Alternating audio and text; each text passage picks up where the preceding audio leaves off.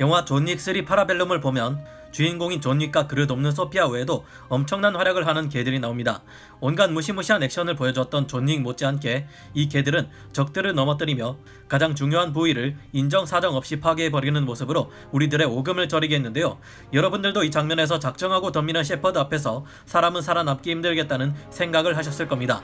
그렇다면 이들의 전투 능력은 어디까지일까요? 중형견 중 최강의 투견이라는 피플 테리어와 셰퍼드가 충돌한다면 어떤 일이 벌어질까요? 피플 테리어가 마지막까지 굽힐 줄 모르는 불굴의 투지와 집념의 중형견이라면 저먼 셰퍼드는 큰 체격과 뛰어난 신체 능력을 가지고 있어 군견으로 쓰이며 개들 중 IQ가 3위에 꼽힐 정도로 지능적인 면모 또한 가지고 있습니다. 아마 여러분들 중 이후에 군대를 가실 분들은 여러분보다 계급이 높은 셰퍼드에게 거수경례를 하게 될 날이 올지도 모를 텐데요. 사람에게 위험한 투견 1위로 꼽히는 피플 테리어와 최고의 군용견으로 실제 전세계 군사작전에 함께 투입되고 있는 저먼 셰퍼드가 만나면 무슨 일이 일어날까요? 지금부터 알아보겠습니다. 전문가는 아니지만 해당 분야의 정보를 조사 정리했습니다. 본의 아니게 틀린 부분이 있을 수 있다는 점 양해해 주시면 감사하겠습니다. 저먼 셰퍼드는 어떤 개일까요? 저먼 셰퍼드의 원래 단어를 직역하면 독일 양치기 개라는 뜻이 됩니다. 이름처럼 원래는 양들을 통제하는 데 쓰이는 목양견이었으나 제1차 세계대전을 거치며 셰퍼드들은 지능이 높고 강인한 신체 능력을 가지고 있는 데다 사람과 쉽게 친해질 수 있다는 장점들이 인정받아 군견으로도 쓰이게 되었는데요. 또한 저먼 셰퍼드들은 영역에 대한 집착이 강한 편이라 목양견으로 쓰였던 것인데 이 같은 특징을 군대에서도 활용할 수 있다는 것이 큰 점수를 받았습니다. 덕분에 저먼 셰퍼드는 독일군뿐만 아니라 소련군까지 군견으로 활용했으며 역사적으로 유명한 인물들의 반려견이 되기도 했는데요. 독특한 코수염을 가지고 있으며 이니셜만 대도 다 아실만한 H로 시작하는 이름을 가진 독일의 그 사람과 프랭클린 D 루스벨트 그리고 존 F 케네디 대통령도 저먼 셰퍼드를 반려견으로 삼은 바 있습니다. 저먼 셰퍼드는 군견으로 쓰이는 만큼 강인한 신체 능력을 가지고 있습니다. 측정된 바에 따르면 저먼 셰퍼드의 무느님 치악력은 107kg 정도로 높은 편이었는데요. 강한 치악력을 발휘하는 마스티프형의 주둥이가 아닌 스피츠형의 길쭉한 주둥이를 가지고 있는 데다가 체격 또한 그냥 대형 정도일 뿐 초대형급이 아닌데 이 정도라면 아주 높은 수치입니다. 저먼 셰퍼드는 책임감이 강하고 영리한 만큼 군용견으로 많이 사랑받고 있는데요. 영화 존 윅 파라벨룸에서 등장해 소피아와 함께 싸웠던 두 마리 개들은 벨지안 말리노이즈라는 견종으로 저먼 셰퍼드보다 약간 체구가 작은 개들인데요. 벨지안 셰퍼드라고도 불리는 이 개들은 2011년 미국의 특수부대와 함께 투입되어 그 유명한 오사로 시작하는 그자를 쓰러뜨리는 공습작전의 중요한 역할을 담당하기도 했습니다. 약간의 과장이 없지 않겠지만 영화 속에서는 총을 들고 있는 적들의 손을 물어버리는 동시에 강한 힘으로 쓰러뜨려버리고 곧바로 급소를 무자비하게 공략해버리는 엄청난 전투력을 보여준 바 있는데요. 이보다 조금 더 큰 저먼 셰퍼드는 높이만 50cm에서 66cm에 체중은 23kg에서 43kg 정도의 중대형 견입니다. 이 정도면 덩치는 작아도 무게는 많이 나가는 피플 테리어의 무게와 비슷합니다. 늑대나 사자, 하이에나와 달리 이번만큼은 비슷비슷한 체급의 개끼리 막상막하의 대결이 될 수 있을 것 같은데요. 늑대와 닮은 스피츠 계열의 주둥이를 가진 셰퍼드는 상대방을 끝까지 물고 늘어지지 못한다는 단점이 있지만 대신 치고 빠지며 상대방을 지치게 만들면서 데미지를 축적시키거나 취약한 부위를 기습해 쓰러뜨리기 좋은 장점을 가지고 있습니다. 복싱으로 치자면 나비처럼 날아 벌처럼 쏘는 아웃복서 스타일이라고 할 수 있겠죠. 특이하게도 이런 스피츠 계열 견종들 중에도 예외로 끝까지 물고 늘어질 수 있는 견종이 있습니다. 그들에 대한 설명은 잠시 후에 말씀드리겠습니다.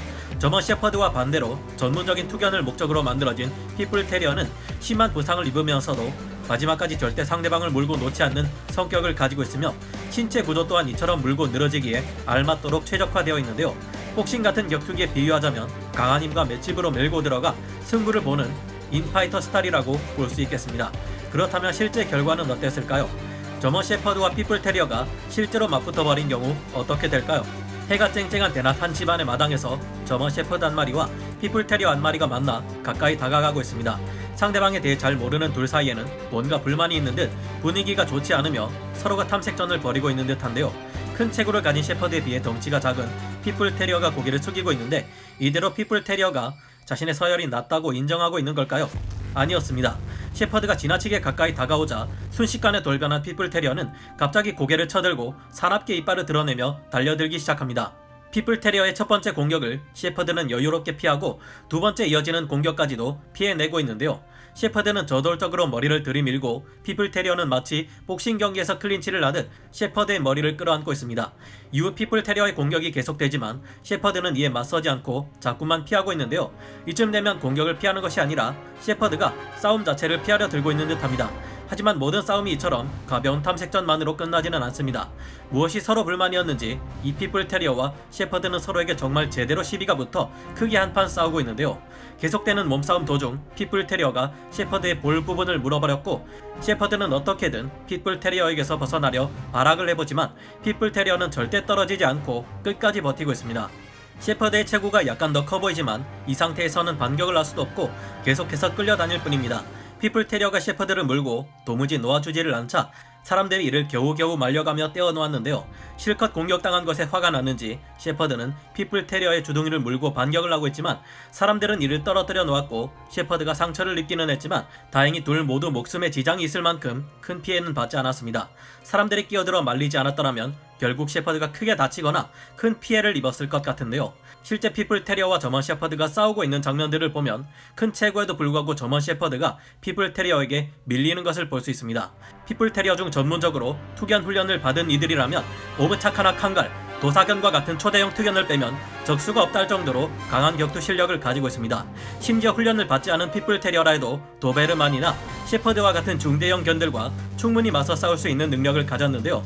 보통 셰퍼드가 30kg에서 40kg인데 비해 핏불 테리어는 20kg에서 30kg 정도이기에 두 견종 사이의 체급이 그다지 차이가 나지는 않습니다. 체급에 대비해 전투 능력은 인파이터 스타일인 핏불 테리어가 더욱 앞서기 때문에 둘 사이의 승부에서는 웬만해서는 핏불 테리어가 우세를 점하는 경우가 많았는데요. 핏불 테리어들은 다른 견종들 중에서도 일반적인 대형 견들이나 초대형 견들과 맞붙어서도 엎치락 뒤치락하며 어느 정도 버텨내는 강인한 신체 능력과 맷집을 가지고 있습니다. 심지어는 이보다 더한 능력을 발휘하는 괴물들도 있는데요. 미국과 같은 곳에서는 스테로이드 등을 먹고 35kg 이상이나 나가는 불끈불끈 근육질들의 핏불 테리어들이 있습니다. 초대형견 중 하나인 몰로서스 종들까지도 이 핏불 테리어들을 상대로는 절대 승리를 장담할 수 없을 정도라고 하는데요. 만약 핏불 테리어의 덩치가 초대형 견들만큼이나 크다면 거의 최강급의 견종이 될지도 모르겠습니다. 그렇다면 스피츠 계열의 개들은 모두 물고 늘어지는 행위를 할 수 없어 제한된 좁은 장소 안에서는 핏불 테리어에 비해 불리한 걸까요? 긴 주둥이를 가진 스피츠 계열이지만 물고 놓지 않는 행위를 할 수 있는 끈질긴 견종이 있습니다. 바로 일본의 투견이었던 아키타견인데요. 아키타견은 민첩하고 근육이 발달한 대형견으로 키 60cm에서 70cm에 무게 32kg에서 50kg 정도 나갈 정도의 큰 개입니다. 영화 하치 이야기에 나온 그 귀여운 개가 바로 아키타견이며, 저희가 어릴 때 봤던 애니메이션 명견 실버의 주인공 실버가 바로 이 아키타견인데요. 아키타견들은 원래 사냥개 출신으로 강한 영역 의식을 가지고 있으며 자신과 가까운 사람을 지키려는 보호 본능이 강합니다. 심지어 상대가 곰이나 멧돼지라 할지라도 사냥꾼이 오기 전까지 테러를 차단해 시간을 벌어줄 만큼 지능 또한 높은데요.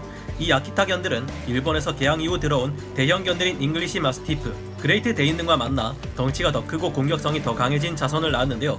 이렇게 개량된 아키타견들은 최강의 투견으로 불리는 도사견이 등장하기 전까지는 일본 최강의 투견이었습니다. 지금의 아키타견들은 사냥이나 투견 일을 그만두고 반려견과 경비견으로서 살아가고 있는데요. 저희나 지인의 경험담은 아니지만 가끔 자신의 개가 제일 강하다며 어떤 견주들이 자신의 개를 입마개도 하지 않고 데려와 남의 집 아키타견 앞에 풀어놨다가 싸움이 나서 둘 중 하나가 크게 다치는 경우도 있다고 하니 걱정이 됩니다. 이럴 경우 서로 간의 손해배상에 문제가 발생할 수 있으며 반려견들의 치료는 물론 소송까지 가야 하는 골치 아픈 일이 생길 수 있으니 이런 일은 제발 좀 없었으면 하는 마음입니다. 누가 더 센지 궁금하더라도 자신의 반려견은 전사나 투사가 아닌 가족으로 대해주는 게 더 좋지 않을까 생각하게 됩니다. 개들 사이의 전투력이나 우열 혹은 다른 맹수들과 비교해 누가 더 강한지 이런 것들은 개체마다 달라서 누가 정확히 더 강하다 하기 어렵지만 저희도 최대한 객관적으로 말씀드리겠습니다. 이런 궁금증은 저희의 것이 아니더라도 영상이나 전문가의 글과 같은 자료로만 해소하시고 반려견들끼리 싸움이 나는 일은 절대 없었으면 하네요. 반려견들은 그저 자신의 주인을 지키고 싶은 마음뿐이었을 테니 이들을 탓할 수는 없겠죠. 오늘 영상에서도 셰퍼드가 핏불 테리어에게 밀리는 감이 없지 않았지만 애초에 셰퍼드는 투견 목적으로 나온 것이 아니니 너무 아쉬워하시는 분이 없었으면 합니다.